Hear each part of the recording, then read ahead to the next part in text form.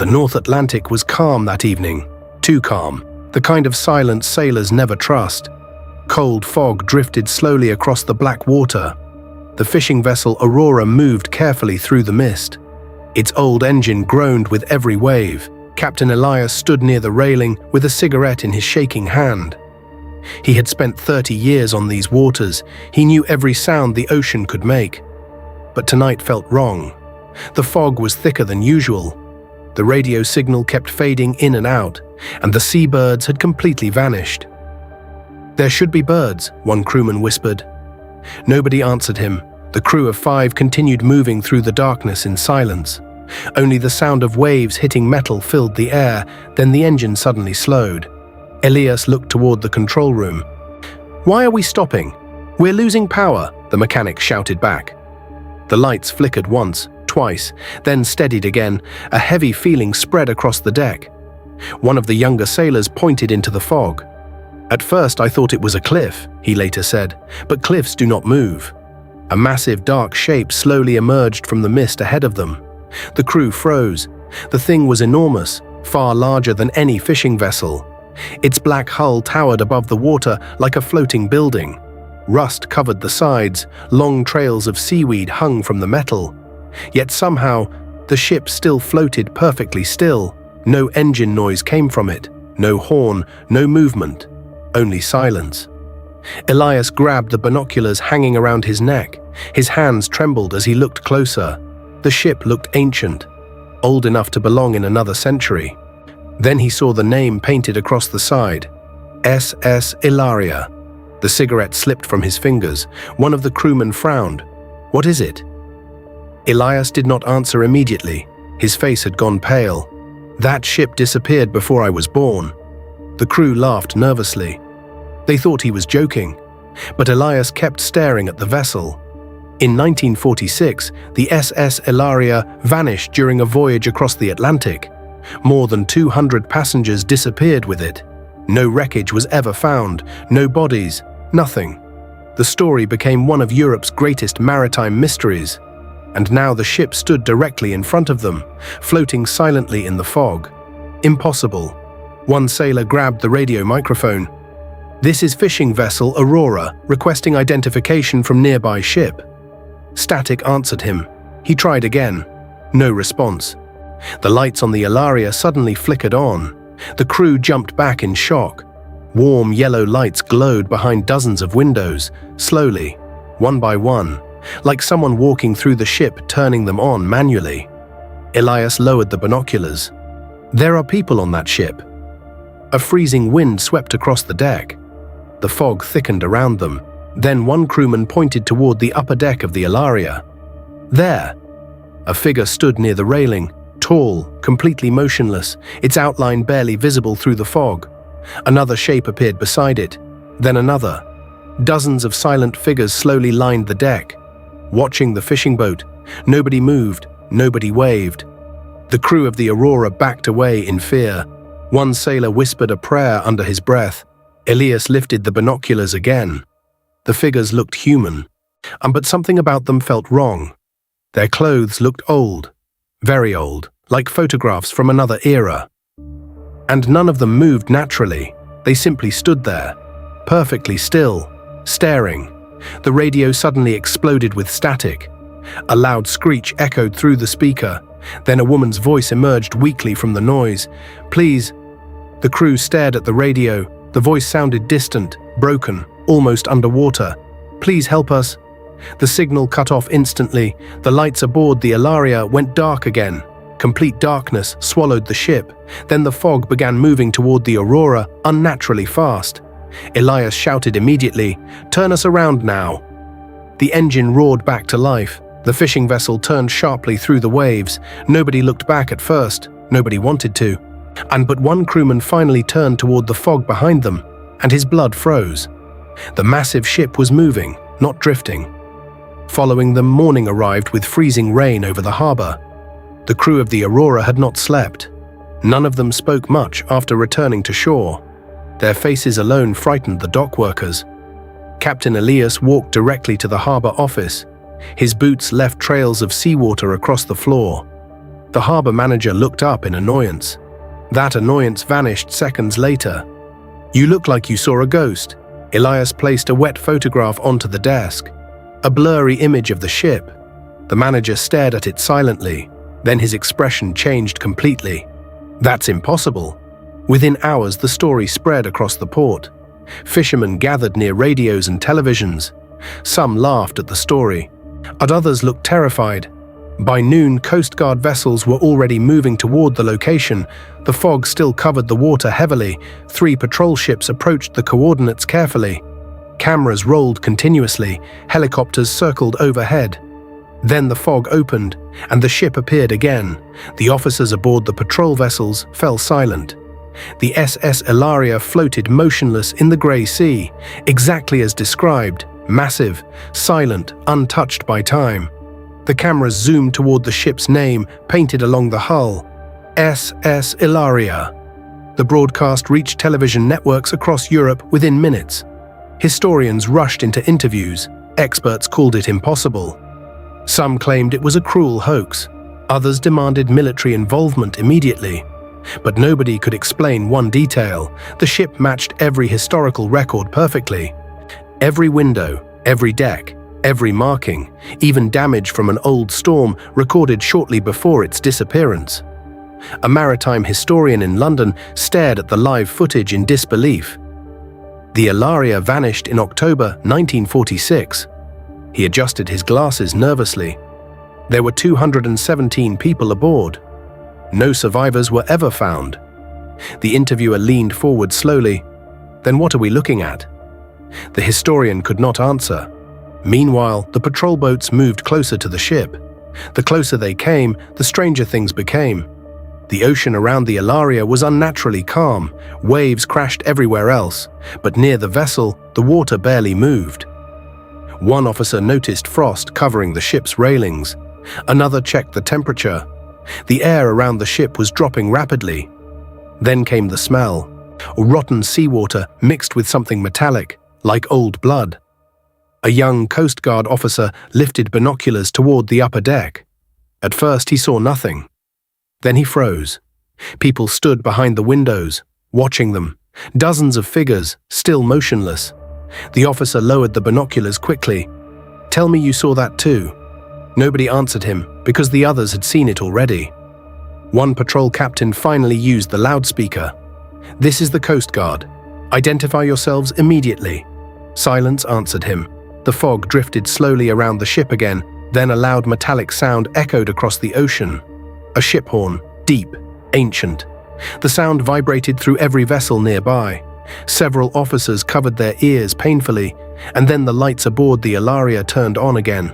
One by one, deck after deck, in warm yellow lights glowing inside a ship lost for 80 years. The cameras captured everything live. Millions watched from home in shock. Then a door near the upper deck slowly opened. A single figure stepped outside, an elderly man wearing an old naval uniform. His skin looked pale grey beneath the rain. He stared directly toward the patrol boats, then he spoke. Not loudly, but somehow every radio nearby carried his voice clearly. "Why did you come back for us?" The signal suddenly exploded into static again. One patrol boat immediately lost all power. Its lights died instantly. Engines stopped. Radio silence. Panic spread across the crew. The officers scrambled across the deck, trying to restart systems. Then someone screamed. A crewman standing near the railing had vanished, completely gone. Only wet footprints remained behind him, leading toward the dark water. The storm finally weakened before sunrise. Grey clouds drifted slowly above the harbor, but the SS Ilaria remained exactly where it had been all night. Silent, motionless, watching the shore like a living thing. Military ships surrounded the area by morning. No civilians were allowed near the docks anymore. Television crews waited behind barricades as helicopters circled overhead. Inside the harbor command center, arguments filled the room. Some officials wanted the ship destroyed immediately. Others demanded answers first. "No weapon touches that vessel until we understand what it is," one investigator said firmly. A boarding team was finally assembled. 6 people in total, 2 Coast Guard officers, a maritime historian named Clara Voss, a naval engineer, a medical officer, and Captain Elias. He did not want to return, but he was the only man who had already seen the ship up close. As their small boat approached the Ilaria, nobody spoke. The ship looked even larger in daylight. Rust covered the hull like dried blood. Broken windows stared down at them like empty eyes. The air around the vessel felt freezing cold. Their radios crackled constantly with static. Clara opened an old archive photograph beside the real ship. Every detail matched perfectly, even the smallest damage marks. "It hasn't aged," she whispered. "That's impossible." The boarding ladder still hung from the side of the ship, moving gently in the wind, as if someone had lowered it moments earlier. Elias stared upward nervously. "We shouldn't be here." Nobody answered him. One by one, they climbed aboard. The deck groaned beneath their boots. Water dripped from rusted pipes overhead. The entire ship smelled rotten, like wet wood sealed for decades underground. But something else disturbed them immediately. The ship was clean. Too clean. No heavy dust. No signs of decay inside the hallways. It looked abandoned. But not dead. Clara ran her hand along the wall carefully. The wood felt warm. The investigator beside her stopped walking. "Listen." Everyone froze, somewhere deep inside the ship. Music was playing softly. An old piano melody echoed faintly through the corridors. Slow, distorted, like a broken memory. The team followed the sound carefully. Their flashlights swept across old paintings and narrow hallways. Family photographs still hung perfectly on the walls. Luggage remained stacked near cabin doors, and it looked as though the passengers had vanished in the middle of normal life. Then they reached the dining hall and stopped completely. Breakfast plates still covered the tables. Cups of tea sat untouched beside silver utensils.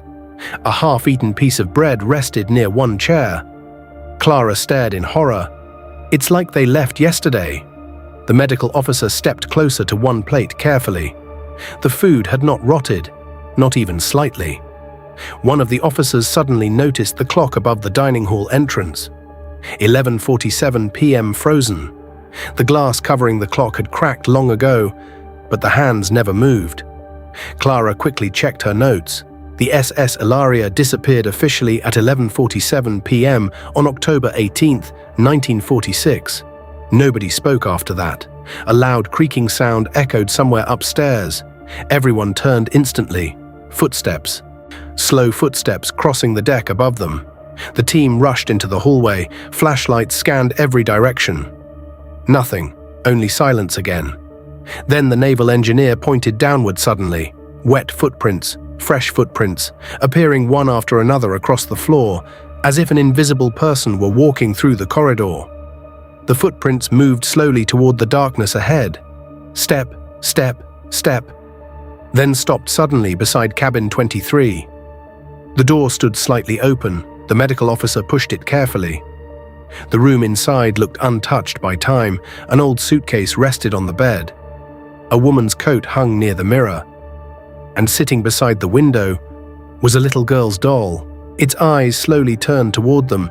The entire team stumbled backward in shock.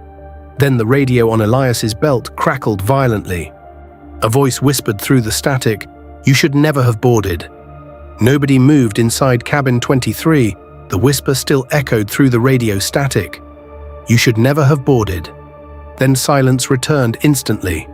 Captain Elias removed the radio slowly from his belt. His hands were shaking badly now. The medical officer checked the hallway behind them. Empty, no footsteps, no movement, only the endless creaking of the ship.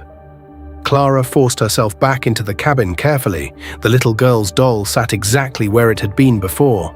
Motionless again, its cracked glass eyes reflected the flashlight beams strangely. "This ship is playing with us," one officer muttered. Clara ignored him. Something on the desk inside the cabin caught her attention. An old photograph. She picked it up slowly. A family stood smiling beside the Ilaria before its final voyage. Mother, father, little girl. But the background made Clara's stomach tighten. Someone stood behind the family. A tall figure blurred unnaturally by the camera. Its face impossible to see clearly. The naval engineer suddenly interrupted her. We found the captain's office. The team left cabin 23 quickly. None of them wanted to remain there longer than necessary. The deeper they moved through the ship, the stranger the silence became. No sound from the ocean reached them anymore. It felt like the Ilaria existed far away from the real world. The captain's office stood near the front observation deck. The heavy wooden door was locked, but the lock crumbled apart easily from rust. Inside, the room looked untouched since 1946. Maps still covered the walls. Coffee sat dried inside an old porcelain cup. Navigation tools remained scattered across the desk, and directly beside the captain's chair rested a thick leather book, the passenger manifest. Clara opened it carefully. Pages crackled beneath her fingers. Every passenger name remained perfectly preserved. 217 names, each listed neatly beside cabin numbers. The officer beside her glanced through the pages casually at first. Then his expression changed completely. "What?" Clara asked. The officer pointed toward one name silently. "Daniel Mercer." The officer stepped backward slowly. "That's my grandfather." The room fell silent again. "My family always believed he died during the voyage." His breathing became uneven. He was 23 years old. Clara continued reading the names carefully. Many family names still existed across Europe today. Entire bloodlines connected to the lost passengers. But one detail disturbed her most. Some names had marks beside them, small black circles drawn beside exactly 17 passengers. Nobody knew what they meant. The naval engineer searched through nearby drawers. Most contained old papers and navigation records. Then he opened the final drawer. Inside rested dozens of letters, unsent, written by passengers during the voyage. The paper looked strangely fresh. One officer unfolded a letter carefully. His face lost color as he read aloud. "The fog is following the ship." Another letter read, "There are extra passengers walking the halls at night." Another, "My husband returned to our cabin after midnight, but I do not believe it was truly him." Nobody spoke after hearing that. Then the lights flickered overhead. Once, twice. Then darkness swallowed the office completely. The team immediately turned on flashlights. Heavy breathing filled the room. Somewhere outside the office, footsteps moved slowly through the hallway. Not one person, many, dozens of footsteps, moving together. The officers aimed flashlights toward the doorway. Shadows crossed the frosted glass outside, human shapes passing silently by the office door. Clara whispered carefully, "Don't open it." The footsteps suddenly stopped. Complete silence returned again. Then came 3 slow knocks against the door. Knock, knock, knock. A voice spoke softly from the hallway. "We've been waiting for you." The 3 knocks echoed through the captain's office long after they stopped. No one moved. No one even breathed for a moment. The silence that followed felt heavier than the storm outside. Captain Elias slowly raised his flashlight toward the door. The beam shook slightly in his hand. Clara stood frozen beside the captain's desk, still holding the passenger manifest. The naval engineer whispered without looking away from the door, "Tell me that's just echoes." Another knock came, but this time it was not on the door. It came from inside the room. Everyone turned instantly. The sound had come from the walls. Something was inside the ship itself. The medical officer stepped back. "This structure, it's hollow. There are spaces between the walls." Clara suddenly looked at the maps pinned across the captain's wall. Her eyes narrowed. "These routes don't match any known Atlantic path." She pointed at a section marked in faded ink, a region circled repeatedly. No label, no coordinates. Elias leaned closer. "I've never seen that part of the ocean on any chart." The lights flickered again, longer this time. When they came back, the room felt different. Colder. The door to the office was now slightly more open than before. None of them remembered it moving. A slow, dragging sound came from the hallway outside, like metal scraping across wood. Then footsteps again, but now they were closer, very close. The naval engineer swallowed hard. "There are people out there." Clara shook her head immediately. "No, listen carefully." The footsteps were not random anymore. They were organized, walking in rhythm, like a formation. Elias raised his radio slowly. Only static responded, but underneath the static, there was something else. A faint humming sound, like voices speaking underwater. Suddenly, the passenger manifest in Clara's hands turned a page on its own. No wind, no movement, just a page turning. Everyone stared at it. Then another page turned, and another. Fast, the book was flipping itself. The pages stopped suddenly on one entry. Clara leaned in slowly. Her flashlight illuminated the name, Captain Henry Voss, commanding officer of SS Ilaria. Elias froze. That was the captain of the ship. Clara pointed lower on the page. There was a note written in red ink. Not old ink. Fresh. It read, "Do not bring the outside inside." The entire ship groaned loudly at that exact moment. A deep metallic sound, like the hull itself was shifting. Then the radio on Elias's belt turned on by itself. A voice came through, clear this time. "We tried to warn you." The naval engineer stepped backward. "That's impossible. The signal is coming from inside the ship network." Clara looked toward the hallway slowly. "Someone is already on board with us." The footsteps outside stopped again. A long pause followed. Then the door handle began to turn slowly. Elias raised his weapon instantly. The medical officer stepped behind him. Clara backed toward the desk. The handle stopped. Silence again, then a soft voice came through the door. Not loud, not aggressive, almost calm. "You brought new time with you." The lights in the office went out completely. Only darkness remained. And in that darkness, something was now standing inside the room with them. No one moved, not even to breathe. The darkness inside the captain's office felt different now, thicker, almost physical. Captain Elias kept his weapon raised, but his hands were shaking violently. Clara stood frozen near the desk, trying to steady her breathing. The naval engineer whispered again, barely audible, "It's in here with us." A soft sound came from the far corner of the room, like fabric dragging slowly across wood. Then a second sound, closer this time. The radio on Elias's belt crackled again, but no voice came through now, only breathing. Slow, wet, unnatural. The medical officer slowly turned his flashlight on. The beam cut through the darkness in a narrow line. Nothing was directly in front of them, but something was wrong with the shadows. They were not matching the room anymore. Clara noticed it first. The shadows, they're moving before the light does. The naval engineer shook his head. That's not possible.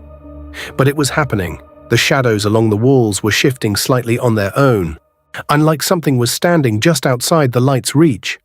Then the radio spoke again, this time clearly. "You opened the wrong door." Elias stepped forward slightly, forcing his voice to stay steady. "Who are you?" A long pause followed. Then the voice replied, "We were the first crew." Clara's eyes widened immediately. That ship's crew died in 1946. The voice ignored her. Instead, it continued, "We never left the ship." A sudden loud metallic bang echoed from the hallway outside. The entire office shook slightly. Dust fell from the ceiling. The naval engineer turned toward the door. "They're trying to get in." Elias shouted quietly, "Hold your position." But Clara wasn't looking at the door anymore. She was staring at the passenger manifest. The pages were turning again, faster this time, as if the book was panicking. Oh, it stopped abruptly.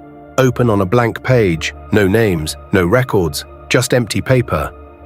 Then slowly, words began appearing on it, as if being written in real time. Clara read them aloud, her voice trembling. "The ship remembers who board it." The light suddenly flickered back on. The office was empty, no figure, no presence, nothing visible. But Elias immediately noticed something. The captain's chair had moved, just slightly, as if someone had just stood up from it. The radio hissed again. Then the voice returned, closer than before. "You are not the first investigators." Clara stepped back slowly. "What does that mean?" The voice responded immediately. "The others are still here." A cold wind suddenly swept through the office. Even though there were no open windows, the door creaked open on its own. The hallway outside was now visible. Completely dark, completely silent, but filled with shapes standing far down the corridor, dozens of them, watching. Elias whispered, "We need to leave this ship." But when they turned toward the exit route, it was gone. The hallway behind them had changed. The path back to the deck no longer existed. Only a new corridor stretched into darkness, and from inside that darkness came the sound of footsteps moving toward them again. The new hallway was impossible. None of them remembered it existing before. Captain Elias aimed his flashlight down the corridor. The beam disappeared into darkness too quickly, as if the light itself was being swallowed. Clara stepped forward slightly. This section isn't on the ship maps. The naval engineer immediately checked his handheld scanner. His face went pale. It says there's open space here. I'd no structure, but they were clearly standing inside a hallway. Metal walls, wooden panels, rusted pipes overhead. The ship was lying to them. A faint whisper echoed through the corridor, not from ahead, from all directions at once. Keep walking. Elias tightened his grip. No one moves until I say. But the corridor itself seemed to respond. The lights overhead flickered on one by one, old yellow bulbs lighting up the passage slowly. And with each light that turned on, the corridor extended further, longer than it should have been, much longer. Clara noticed something on the wall.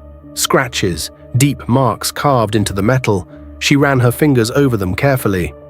These are recent. The medical officer leaned in. These weren't here in 1946. The scratches formed words. Clara read them quietly. Do not follow the light. At the end of the corridor, a single door stood open. Soft light spilled out from inside, warm, inviting, completely out of place on a dead ship. The naval engineer pointed at it immediately. That's our exit. That has to be the way back. Elias shook his head. No, nothing on this ship is an exit anymore. But the light grew stronger, pulsing slightly, like a heartbeat. The radio on Elias's belt crackled again. This time the voice was different. It sounded like multiple people speaking at once. Come back to where we stopped. Clara looked at Elias. What does that mean? Elias didn't answer. He was staring at the door. Something about it felt familiar. Too familiar, like a memory he didn't want to remember. The naval engineer suddenly stepped forward. I'm going. Elias grabbed him immediately. Don't. But the engineer shook him off. I can hear someone inside. They need help. He walked toward the glowing door, slowly at first, then faster. Clara shouted, Stop, it's not real. But he didn't stop. He reached the doorway, looked back once, and smiled slightly. I think I know them. Then he stepped inside. The light swallowed him completely. For a few seconds, nothing happened. Then the light went out instantly. Complete darkness returned. Silence. Elias and Clara stared at the empty doorway. The engineer was gone. No sound, no scream, no trace. The radio hissed again, and the voice returned. One more has returned. Clara stepped back slowly. That wasn't an exit. It was a trap. Elias raised his flashlight again. But now the corridor had changed once more. The glowing door was gone. In its place was a wall. A solid metal wall, as if the passage had never existed. Clara's breathing became faster. The ship is rewriting itself. A loud metallic groan echoed through the entire structure. The ship tilted slightly, not from waves, but from something internal shifting. Then the whispers returned, louder now, from inside the walls, inside the floor, inside everything. You brought him through. Elias stepped back slowly. We need to find the others and get out now. But as he turned around, the hallway behind them was gone too. They were no longer in a corridor. They were standing in a large open hall, a place neither of them had seen before, and in the center of it was a long dining table, set for over 200 people. The dining hall stretched farther than it should have, longer, wider, wrong in every possible way. Captain Elias slowly raised his flashlight. The beam revealed endless rows of tables, all perfectly arranged. 217 places were set, exactly matching the passenger manifest. Clara stepped forward hesitantly. This wasn't here before. The naval engineer's absence still felt fresh in her mind, too fresh. The silence in the hall was unnatural. Even their footsteps felt muted, like the air itself was absorbing sound. At the far end of the hall, A piano played softly, the same broken melody from before. But clearer now, closer. Elias whispered, "It's getting stronger." Clara pointed toward the center table. There. Every seat had something placed on it. Old plates, cups, cutlery, as if a full dinner service had just ended. But nothing was touched. No decay, no dust, no time. But the medical officer walked slowly between the tables. This can't be real. Food doesn't stay like this for 80 years. He touched one glass of water. It was cold. Fresh cold. Clara moved closer to the captain's seat at the far end. A nameplate rested in front of it. Captain Henry Voss. Elias frowned. "That's not possible. I thought the captain died with the ship." A sudden sound cut through the hall, a chair scraping backward. All of them turned instantly. One of the seats at the far table was no longer empty. A figure sat there, head lowered, motionless. Elias raised his weapon immediately. "Don't move!" The figure did not respond. Clara stepped closer carefully. "Captain." "Voss?" Silence, then slowly. The figure lifted its head. The face was pale, not decomposed, not skeletal, just wrong. I like a photograph that had been stretched into reality. Its eyes opened slowly, and it spoke. "You finally came back." The voice echoed through the entire hall, even though it wasn't loud. Elias tightened his grip. "You're not the captain of this ship." The figure tilted its head slightly. "I was when it left." Clara shook her head. "That ship disappeared in 1946. Everyone on board was lost." The figure stared at her. "Lost?" A faint smile appeared. "No. We were taken." Suddenly, every candle-like light on the tables flickered at once. The entire hall brightened for a second, and in that moment, they saw them. Not one figure, not two. Dozens of passengers sitting at the tables. All silent, all watching. Elias stepped back slowly. "We are standing in a memory." The captain's voice echoed again. "This is not a memory. This is where we still are." Clara's breathing grew uneven. "You're dead." The figure slowly rose from its seat. "No. We never reached the end of the voyage." A deep sound vibrated through the ship, like something massive shifting beneath them. The plates on the tables began to shake slightly. Water in glasses rippled without wind. Then the lights dimmed suddenly. The hall darkened, and when the light returned, the passengers were no longer sitting. They were standing, every single one of them. All turned toward Elias and Clara. The captain spoke one last time. "You brought the outside world back into the ship, and now it remembers how to leave." The words, "the ship remembers how to leave," did not fade. They stayed in the air like a warning that had already become reality. Elias stepped backward slowly. The dining hall behind them no longer looked stable. The walls seemed to shift slightly, like something trying to imitate a real structure but failing. Clara's voice came out barely above a whisper. "What does that mean? Leave?" No one answered her, because the passengers were no longer still. They were moving, slowly at first, turning their heads in perfect unison, watching Elias and Clara like they were the ones out of place. The medical officer raised his light again. His hands were trembling. "This is impossible. They're reacting to us." A low mechanical groan echoed through the entire ship, deeper than before, like steel bending underwater. The captain figure at the far end of the hall spoke again, but this time his voice was different, less human. "You crossed into the return point." Clara frowned. "The return point?" The lights flickered violently, once, twice, then stabilized into a dim, sickly glow. The tables began to shift, not physically moving, but changing position when no one was looking directly at them. Elias noticed it first. "Don't look away from anything."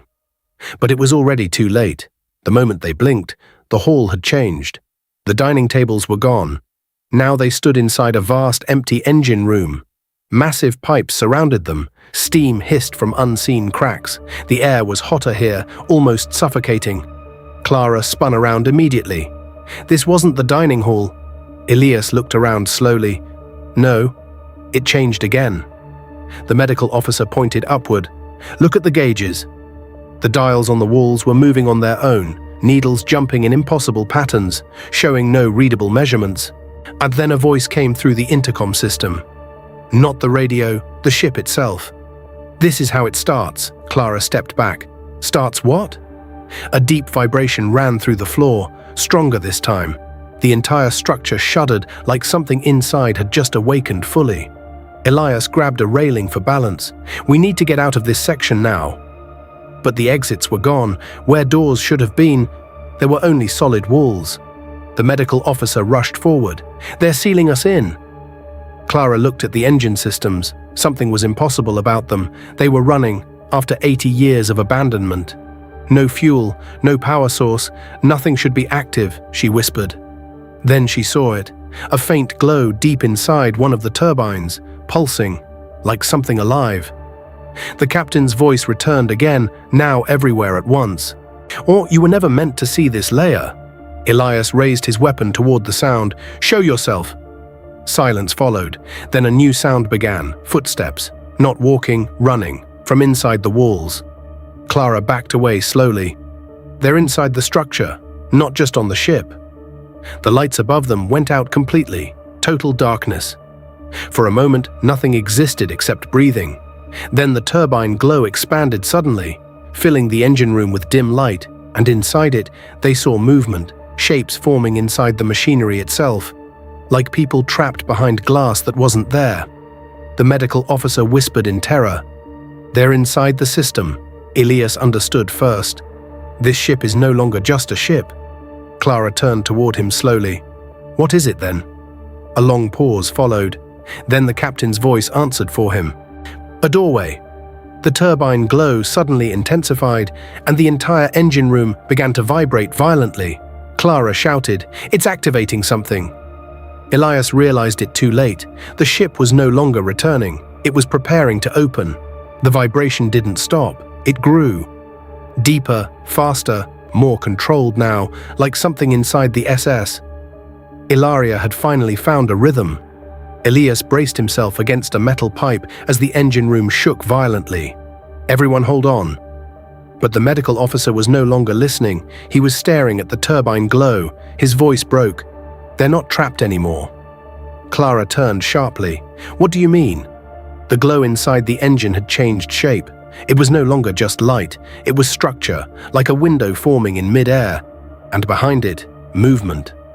Clearer now, human figures, walking. Not inside machinery anymore, but through something beyond it. Elias stepped forward slowly, forcing his fear down. "This is not engineering. This is something else." The captain's voice echoed again, louder than before. "The ship learned your world through you." Clara shook her head. "That doesn't make sense." But then she remembered the photograph, the blurred figure behind the family, the marks on the passenger list, the footprints that appeared before anyone moved. Elias whispered, "It was studying us." The turbine glow suddenly expanded again. A sharp sound ripped through the engine room, like metal being torn apart without touching metal. The entire structure bent slightly. The medical officer screamed, "The systems are rewriting themselves." Clara grabbed Elias's arm. "Look at the walls." The engine room walls were no longer solid. They were flickering, switching between metal and something else, something like empty space, like reality couldn't decide what it was anymore. Then the footsteps returned, but now they came from every direction at once, above them, below them, inside them. Elias shouted, "Don't move!" But the ship didn't care. A loud mechanical pulse echoed through the entire vessel, like a heartbeat restarting after decades. Then everything stopped. Instant silence. Even the vibration vanished. Clara looked around cautiously. What just happened? The medical officer pointed toward the turbine. His hand was shaking uncontrollably. It stabilized. Elias narrowed his eyes. No. It paused. The glow inside the turbine dimmed slightly, but it did not disappear. Instead, it began to form a shape, a perfect circle, floating inside the engine. Clara stepped closer despite herself. That wasn't there before. The captain's voice returned one final time, but now it sounded closer than ever. Not through speakers, not through radios, right behind them. "The threshold is open."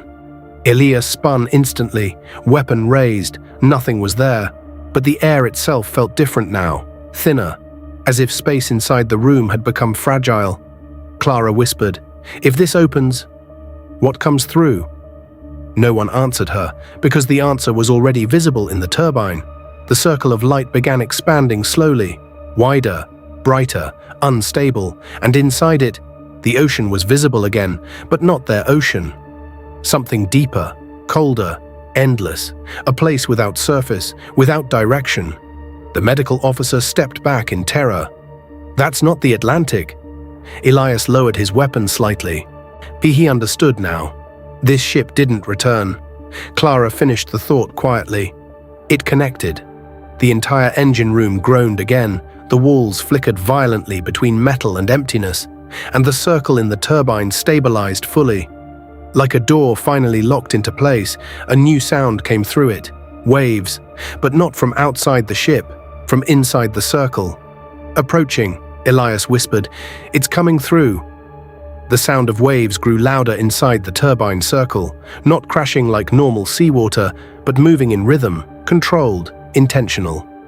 Elias raised his weapon again, but his arm felt heavier than before, like the air itself was resisting him.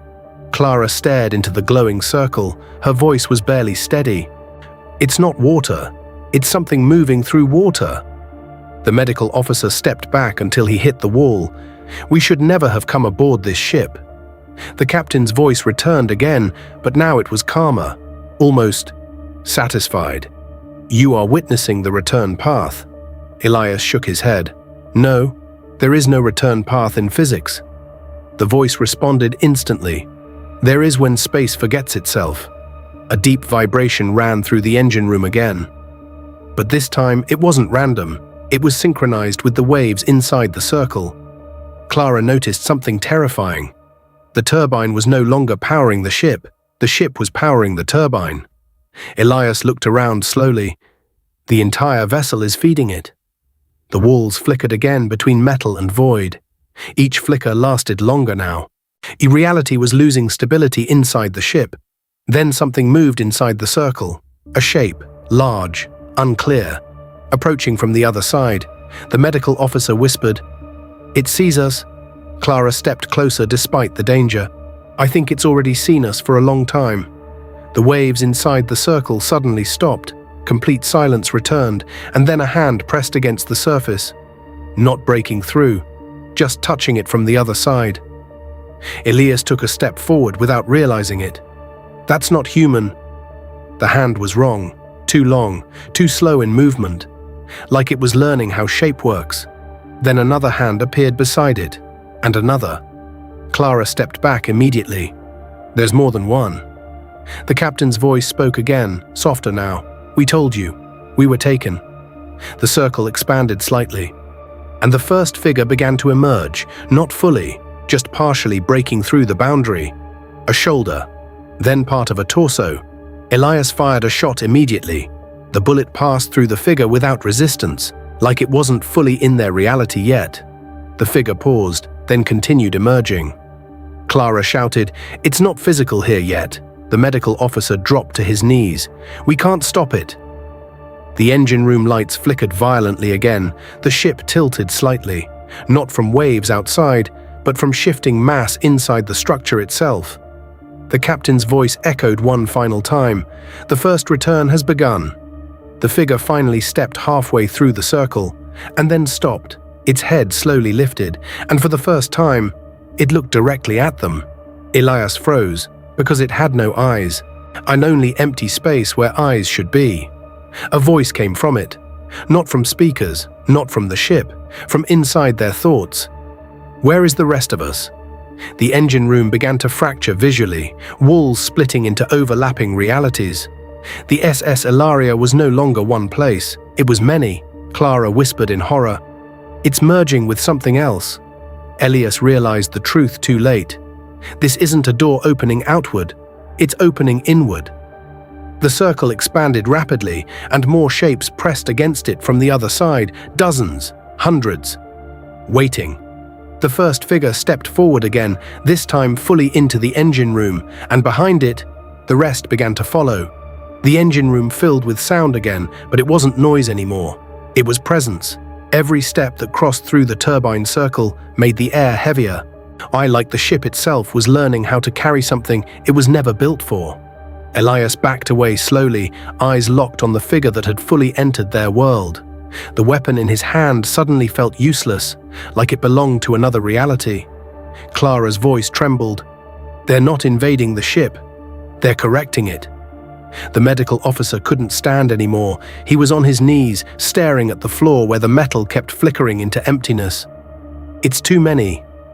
There are too many of them." The first figure tilted its head again, its voice returned, but now it was clearer, more stable. "We are incomplete." Behind it, more shapes pushed through the circle, not rushing, not chaotic, just inevitable. Elias stepped forward slightly, forcing himself to speak. "What do you want?" The figure paused, then answered simply. "On time." Clara frowned. "That doesn't make sense." But the engine room reacted immediately to the word. The lights dimmed, then brightened, then dimmed again in a slow pulse, like the ship was breathing. The captain's voice returned one last time from everywhere at once. "You do not understand what you brought aboard."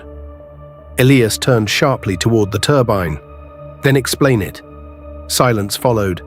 Then the figure stepped fully into the room, standing now on the metal floor as if it had always belonged there. It looked around slowly, observing everything, like a person waking up after a long dream. "We were not lost at sea," it said quietly. "We were separated from Sequence," Clara whispered. "Sequence." The medical officer looked up suddenly. "What does that mean?" The figure turned toward him. It means your world continued without us." A deep, low vibration passed through the ship again, but this time it came from outside and inside at once. The SS Ilaria was no longer anchored in a single moment. It was overlapping itself. Elias realized it immediately. This isn't just a return, it's a collision. The turbine circle behind them was still open. More figures stood within it now, waiting in silence. Clara stepped closer to Elias. "If they fully cross over, what happens to our world?" No one answered immediately, because the first figure had already answered it. "Your world becomes unmarked." The ship suddenly jolted violently, not from waves, from structural collapse across overlapping states. Entire sections of the engine room flickered out of existence for fractions of a second, reappearing slightly altered each time. The medical officer shouted. "We're losing physical consistency." Elias grabbed Clara's arm. "We need to shut that thing down." But Clara shook her head immediately.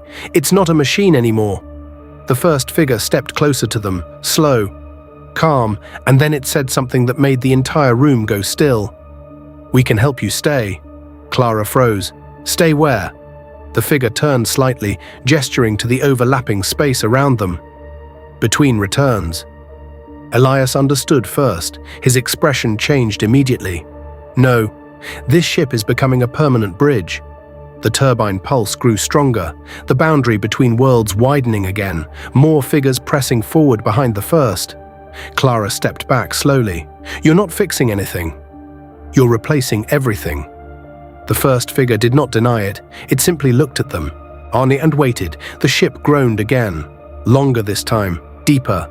And the SS Ilaria stopped being a vessel returning from the past. It became something else entirely, a place where returns never ended. The SS Ilaria no longer felt like a ship. It felt like a decision that had already been made. The engine room was collapsing into layered realities. Metal surfaces blinked in and out of existence. Entire sections of the floor briefly showed the ocean beneath, then the void beyond it, then the ship again. Elias kept his grip on Clara's arm, not because he could control anything anymore, but because letting go felt like disappearing. The first figure stood still now, as if listening to something no one else could hear. Behind it, more of them had fully crossed through the turbine boundary. Dozens. Then more. The medical officer whispered, "I'm barely alive with fear. They're not arriving. They're stabilizing." Clara shook her head. "That's worse." The captain's voice returned one final time, but it was no longer coming from speakers or space. It felt like it came from the ship itself, thinking, "Every return requires a fixed point." Elias looked up sharply. A fixed point. The first figure turned toward him. "You are it." Silence fell instantly. Even the vibration stopped for a brief second, like reality itself paused to confirm what was said. Clara's breath caught. "What does that mean?" But Elias already understood. His voice was low. "No. They don't want to return to the world. They want to anchor it through us." The turbine circle behind them pulsed violently again. The boundary between worlds widened further, spilling light that didn't belong to any natural source. Inside it, more figures pressed forward, but now they were not just passengers. Shapes of people, structures, fragments of different moments in time, all trying to align into one coherent reality. The ship groaned loudly. The sound traveled through metal, air, and thought at once. Clara stepped back. "If they anchor through us, we don't survive this." The first figure answered calmly. "You would not remain unchanged." The medical officer suddenly laughed once, a broken sound. "We're already not unchanged." He pointed at the flickering walls, at the engine systems rewriting themselves, at time breaking apart in front of them. Elias tightened his grip on the weapon. "It ends here." But even as he said it, he knew it didn't matter anymore. The ship responded immediately. The lights across all visible structures turned on at once. And not electricity, awareness. The SS Ilaria had fully awakened as a connected system between worlds. The first figure stepped closer again. "We can stabilize you within us." Clara looked at Elias. "They're offering survival." Elias shook his head. "That's not survival, that's containment." A long pause followed. Then the ship itself shifted again. Not violently this time, deliberately. The turbine glow expanded behind them like a horizon opening, and inside it, the ocean appeared once more, but now it was no longer distant. It was surrounding them from every direction at once. The medical officer whispered, "It's folding space around the ship." Clara stepped closer to Elias. "If it completes this, there won't be a way out at all." The first figure stopped, and for the first time its voice changed. Not mechanical, not echoing. Almost human. "Then choose." The ship went completely silent again. No vibration, no flicker, no movement, just the open turbine boundary pulsing behind them like a waiting eye. Elias looked at Clara, then at the medical officer, then at the growing impossible horizon inside the engine room, and finally at the first figure. And he understood the final truth. There was no ending to this return, only continuation. The SS Ilaria was no longer asking to come back. It was asking what should come with it.